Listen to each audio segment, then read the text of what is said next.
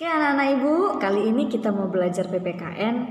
Kalau sebelumnya kalian sudah membaca dongeng pengembara dan sebuah pohon, ya sudah kalian baca. Nah di situ si salah satu pengembaranya tidak bersyukur, dia tidak berterima kasih kepada pohon. Nah dia malah mengatakan betapa tidak bergunanya pohon ini, dia tidak memiliki buah. Nah tidak memiliki buah sama sekali bukan berarti pohonnya tidak mempunyai fungsi. Padahal si pohon itu sudah memberikan perlindungan ke si pengembara itu supaya mereka bisa menikmati teduhnya pohon tersebut. Nah, jadi itu kan dongeng. Nah, dongeng itu memberikan pesan-pesan moral atau pesan-pesan yang baik untuk manusia. Kita juga sebagai manusia harus mau bersyukur, sering bersyukur dan berterima kasih kepada orang lain, ya kan, dan juga kepada Tuhan. Oke. Nah, jadi mari kita buka buku halaman 13 ya. Semua memperhatikan dialog berikut. Ini menceritakan supaya kita itu berterima kasih dan banyak bersyukur. Kita simak dialog di bawah ini yuk. Beni, kenapa ayah sering mengucapkan terima kasih? Ayah Beni, berterima kasih itu termasuk orang yang selalu bersyukur. Beni, apa hubungannya berterima kasih dengan bersyukur ya? Ayah Beni, ada dong. Berterima kasih itu salah satu cara kita bersyukur. Orang yang selalu bersyukur adalah orang yang rendah hati.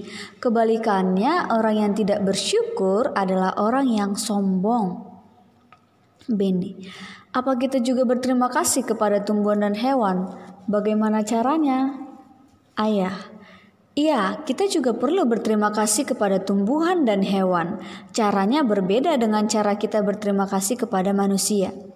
Ibu, jika kita berterima kasih kepada tumbuhan, maka kita merawat tumbuhan dengan baik. Tumbuhan diberi air, pupuk, dan sinar matahari yang cukup. Kita juga tidak memetik bunga dan daun-daun sembarangan. Beni, bagaimana cara berterima kasih kepada hewan? Ayah, cara berterima kasih kepada hewan yaitu dengan menyayangi hewan. Kita memberi makan atau minum hewan-hewan. Kita tidak menyiksa hewan. Orang yang pandai bersyukur akan disukai teman-teman. Tuhan juga mencintai orang yang pandai bersyukur.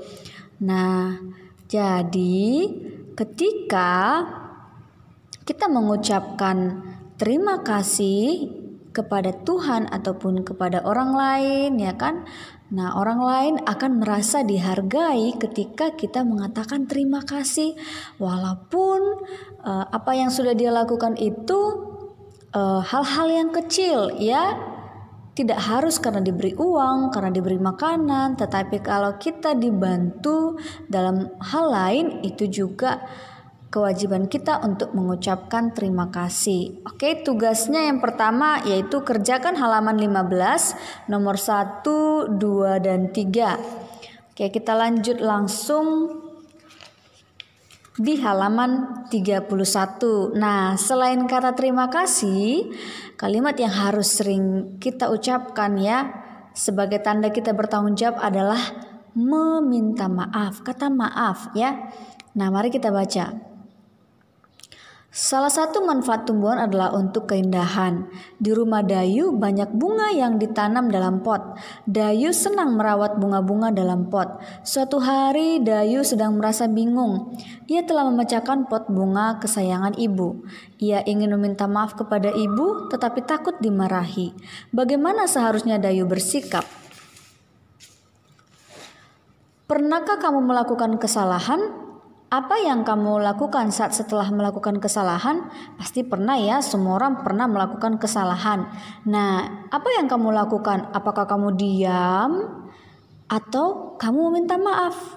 Nah, yang benar itu adalah kamu meminta maaf, ya, harus meminta maaf. Dengan meminta maaf kita akan merasa lega, hubungan dengan orang lain juga akan tetap baik, dan untuk meminta maaf itu diperlukan keberanian. Jadi orang yang mau meminta maaf adalah orang-orang yang berani, orang yang bertanggung jawab atas kesalahannya. Oke, tugas yang kedua yaitu ceritakan pengalamanmu meminta maaf kepada teman di halaman 32. Oke. Nah, jadi buat ceritanya dan halaman 15 tadi ya, halaman 15 dan halaman 32. Oke anak-anak ibu, tetap semangat ya nak.